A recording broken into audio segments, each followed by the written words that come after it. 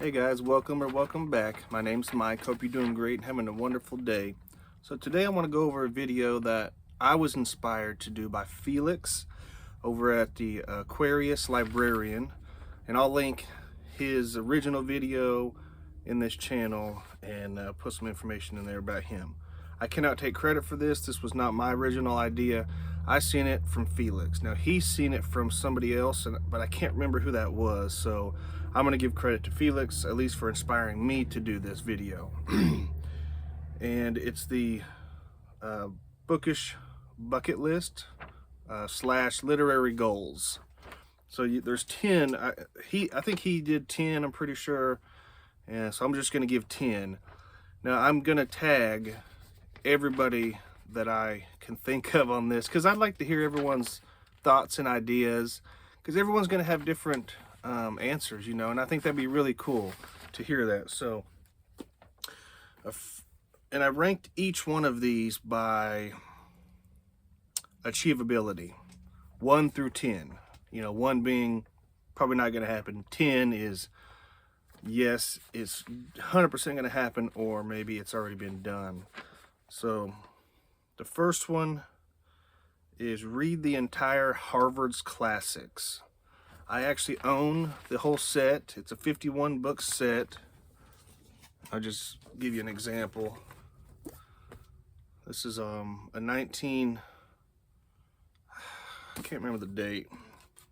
I got it super cheap at my local, 1909, at my local library. They were clearing out a bunch of stuff this last year, and I got the whole set for like $20, which is crazy. If you know anything about this, that's definitely a steal. But there's 52 volumes in this, so that's one of my literary goals, and I rank that 4 out of 10. It's doable for sure, but I don't know how long it would take me, you know, to read all those. So 4 out of 10. Number 2 is to own a first edition of Leaves of Grass by Walt Whitman. He's a poet, if you don't know who he is. Probably my favorite poet, but he's also, I mean, he's passed. He passed, I don't know, 100 plus years ago or something, but very American poet, I guess you can call him that. I rank that 2 out of 10. If you do your own research, they're expensive. Now, the first edition, first prints, I don't even know if they're available. There might be only 1 or 2 left, so probably that's not going to happen. And it's just, you know, the cost of it. So that's why I ranked it 2 out of 10. I would love to eventually own one, but I don't know if it'll ever happen. Number 3 is read every book I own. I rank this at 2 out of 10 because I have a lot of books. I have a lot of unread books, and I made a video, or I mentioned this in a video previous, you know, so I won't go into it here, but so 2 out of 10. Number 4 is to have a library. A quote-unquote library is considered to have 1,000 books. I ranked that 9 out of 10 because as of right now, I've got 807 books total. So, you know, I'm not super far off from 1,000. But I've also slowed down on buying and been more intentional, you know. The number 5 is own a first edition signed copy of a book from Dean Koontz. He's a, I don't know if you would call him horror necessarily, but thriller, suspense, and that's 10 out of 10. I own, I think, 3 or 4. Well, I own 20 first editions of his, but I think 3 or 4 of those are signed, so that's a 10 out of 10. The next one, and I wasn't even going to put this one down. Felix put this down on one of his, and I wasn't going to do this for me because I'm not a self-promoter. I don't do stuff to gloat or to, you know, for recognition, or that's not me. But 6 is to publish a book. I rated that 10 out of 10 because I've already done that. Now, again, I don't have any interest to put it out there to be sold. I self-published this off of lulu.com. You can look it up. It's a self-publishing website. It's small though, and I'm not going to show you the cover because, you know, I don't know. It's just personal. If you want to see the cover, I'll show you. Just tell me. But it's small. It's poetry. It's not a novel. It's poetry.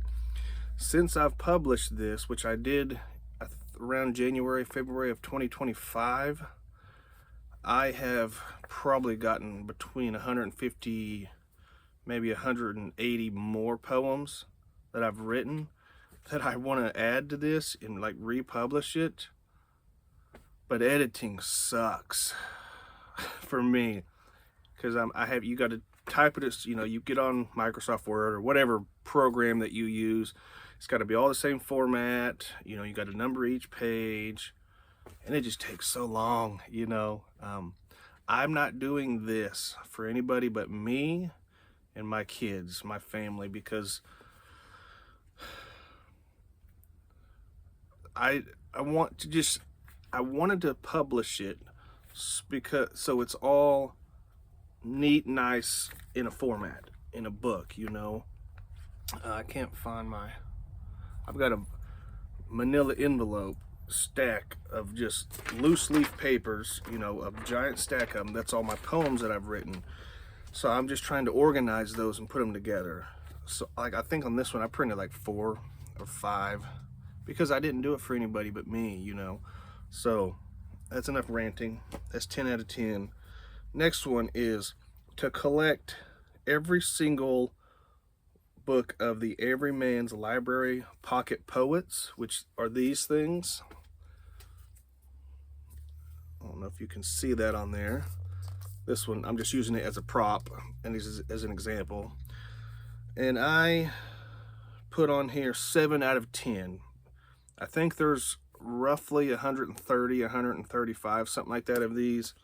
And I've probably got like 30 something. That's just something for me, and that's actually them right over here. That's those. 7 out of 10. I will eventually get all these, and I just like them. You know, they're nice. They've each got a dust jacket. They've got, you know, the book. It's just not. It's small. You know, pocket poetry. The next one is.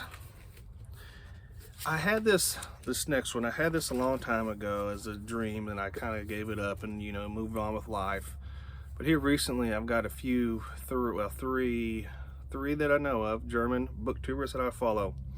But my next one is to learn to read in German. Now, I'm sure every one of them know this. If either one of the Lewis, Raph, or Felix watch my video, they're gonna probably laugh at me. But and the rest of you, I didn't know there was a difference between speaking a language versus reading it. I didn't know that you could learn to read a language without being able to speak that language. Again, I'm ignorant. I didn't know, you know, but you can.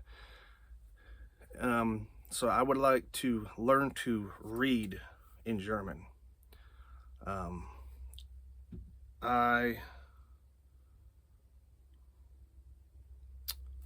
I marked that 2 out of 10 just because it takes a long time to learn stuff like that. And I don't know, you know, when I'll be able to do that or how. You know, that's just a dream of mine. The next one is, I think I skipped one, so, but it's read a book from every country. Just one book from every country. I marked that 2 out of 10. Again, there's so many books, so many countries, you know. I don't know if I'll ever have time in my life to be able to read one from every country, but I would like to. And then, of course, the question, what do you pick? There's so many different things, you know, so. And then the last one, number 10, is to have a room just for my books.